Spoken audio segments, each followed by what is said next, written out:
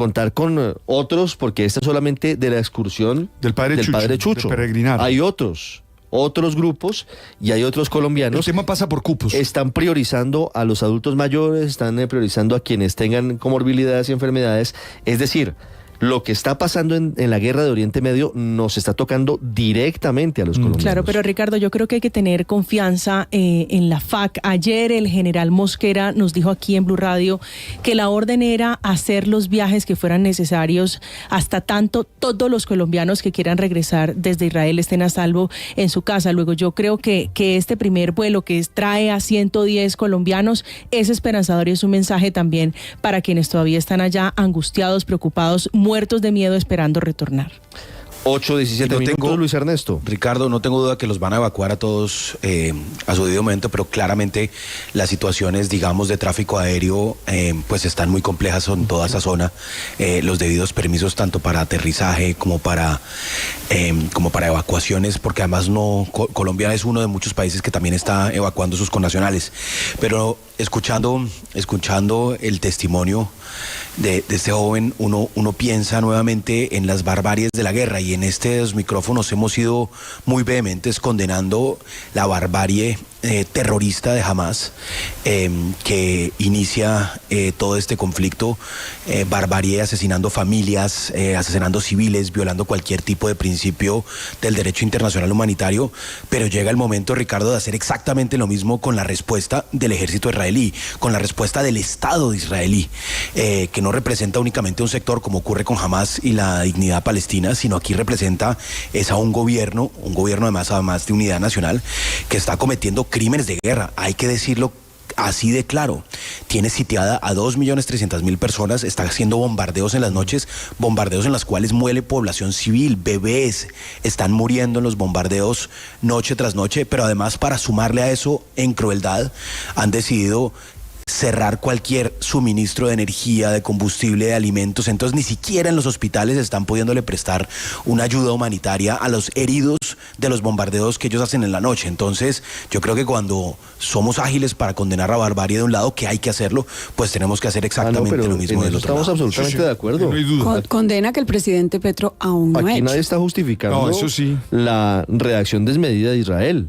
Pero el punto de origen es el ataque terrorista de Hamas el sábado en la madrugada. Y que hay 150 secuestrados todavía, El ¿no? comunicado de ayer de la Cancillería, Ricardo, ya casi 24 horas desde que se conoció la muerte de Ivonne Rubio, el asesinato a parte de Hamas. Un comunicado muy criticado. Un comunicado muy tibio, ¿sabe? Porque simplemente se limita a decir gravísimos sucesos sin condenar abiertamente el terrorismo de Hamas, teniendo en cuenta, entre otras cosas, que hay otro colombiano desaparecido. Ricardo, y acá, Daniel. Y acá, fíjese, criticar la política pasada, presente o futura de Israel frente a los territorios palestinos es válido. Lo que no es válido es no criticar unas acciones terroristas contra población civil. Eso es ponerse del lado del terrorismo, y eso es lo que se le ha pedido desde todas las audiencias locales, políticas, académicas, internacionales, etcétera, al presidente Gustavo Petro y al gobierno de Colombia, la Cancillería en particular. Es decir, el gobierno colombiano y el presidente Petro en particular es libre de tener una postura frente al conflicto entre palestinos e Israel en cuanto a los territorios, los asentamientos, el tratamiento de esos asentamientos. Lo que no puede es casi que, al no condenar las acciones terroristas contra una población civil, justificar esos atentados terroristas y casi que avalarlos. Y segundo, eso le va a hacer muy difícil al presidente Petro luego condenar acciones de retaliación del Estado de Israel, que yo creo que muchos vamos a terminar condenando si terminan afectando a la población civil, dejándola sin agua. Claro, pero es muy cara dura hacerlo, porque básicamente no condenó acciones terroristas contra una población civil israelí indefensa, de niños, ancianos, etcétera, pero sí condena acciones de retaliación y de defensa de parte del Estado de Israel. Sí, pero ya deberíamos empezar a condenar al Estado de Israel, ¿no? Porque es que realmente la reacción frente a los hechos terroristas y criminales de Hamas, pues también se ha convertido en hechos criminales, porque tener sometido a más de 2 millones de personas que habitan la Franja de Gaza a la situación, a las condiciones en las cuales están sometidos, pues es realmente una cosa absolutamente inaceptable desde el punto de vista humanitario. Y resulta que aquí estamos metidos en un problema, y es que pues si rechazamos las unas, la gente parece condescendiente con las otras. Buena parte de la comunidad internacional, los Estados Unidos, por ejemplo, que han estado totalmente incondicionalmente del lado de Israel, pues también se convierten en una especie de cómplices de esos actos criminales que están ocurriendo en la Franja de Gaza, porque así es que hay que llamarlo. Por eso me parece que la postura de la Unión Europea, el señor Borrell, que es el secretario de Asuntos Exteriores de la Unión Europea, pues ha sido realmente la que desde mi punto de vista es la correcta, que es exigirle a todos los que están utilizando la violencia por fuera de las reglas del derecho humanitario que lo hagan. Sí, pero fíjese que desde la OTAN hasta Estados Unidos le han pedido a Israel que respete los derechos de los civiles en su intervención. Sí, pero mientras le dice eso, despliega un portaaviones con cruceros, con 96 bombarderos para participar. Es decir, aquí el papel de Estados Unidos es el peor de todos. No, pero Estados Unidos dice que es disuasor, no lo están usando. Ha sido el catalizador de esa violencia durante más de 40 años. Pero hay que pedirle a Hamás cuanto antes que entregue los secuestrados. El papel de Estado... Mire, aquí en el mundo hay una potencia que se llama Estados Unidos. Y las guerras duran y terminan cuando Estados Unidos dice. Estados Unidos está asusando, acompañando, de cómplice de lo que está haciendo Israel contra la población palestina. Pero es que mire, Anthony Blinken acaba de decir al lado de ya lo oí, Netanyahu, que debe protegerse la vida también de los civiles palestinos. Ojo. No solamente. Sí, pero mientras tanto, pero eso claro, es que eso es la cosa. Dicen que Estados Unidos no lo ha dicho, no lo ha condenado, y sí lo ha condenado. Sí, pero es que es peor decirlo cínicamente, porque uno puede decirlo sinceramente. Pero decirlo y participar en el hecho contrario, pues es peor condenar a uno de los lados. Peor es no condenar a uno de los lados. Entonces Israel tenía que quedarse quieto luego del ataque. No, Israel tiene derecho a defenderse. Tenía que dar una respuesta militar. ¿Y Estados Unidos no está ayudando en eso? Eso es una obviedad. Están defendiéndose por fuera de las reglas del derecho humanitario. De acuerdo. Y cuando se salen de las reglas hay que condenarlo. Y eso en el mundo contemporáneo no. Pero es que se salieron de las reglas desde el primer minuto.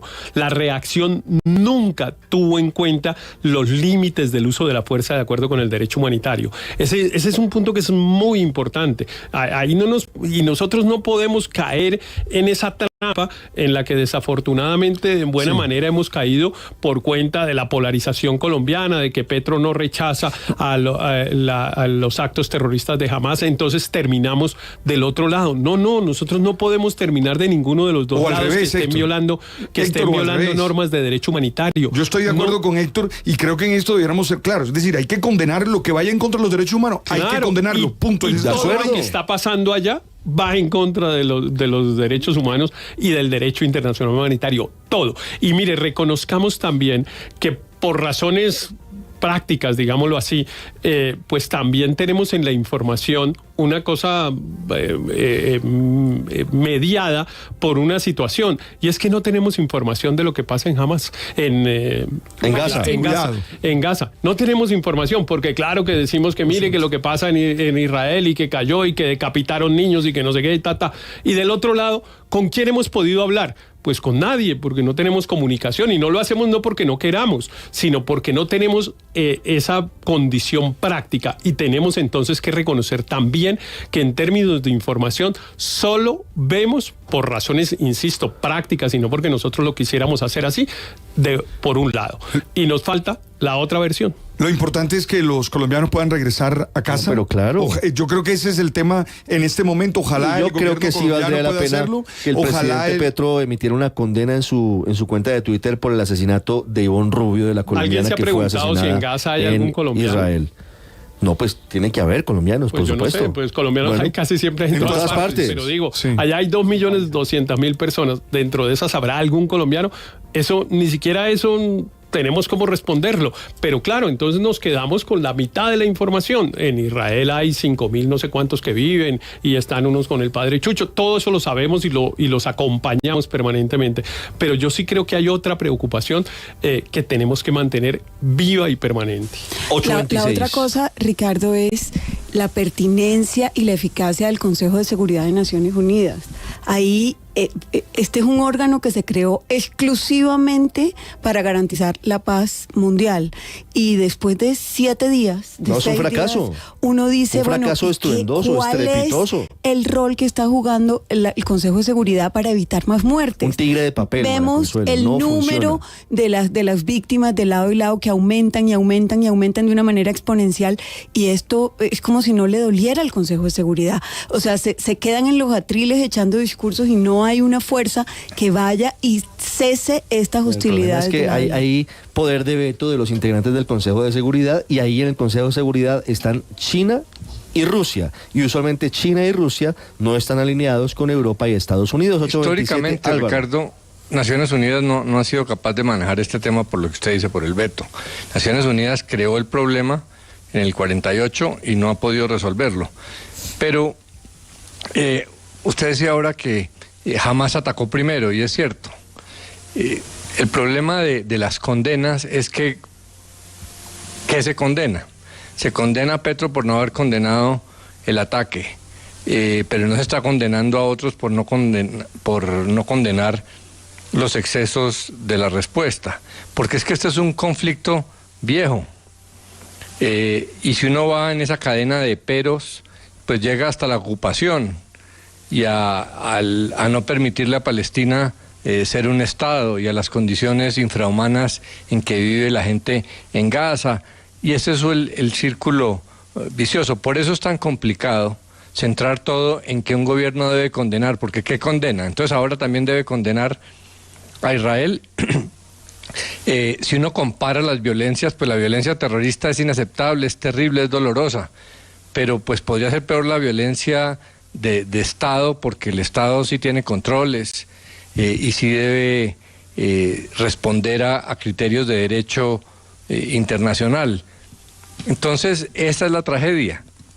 Por eso, lo grave de toda esta situación es que muy seguramente no se va a solucionar fácil, porque en Hamás hay unos extremistas que en esta coyuntura estaban tratando de frenar el acercamiento de Israel con Arabia Saudita, porque eso a Irak no le conviene, pero desde el lado de Israel también hay un extremista, el más duro de todos, que está aliado con los sectores más extremistas.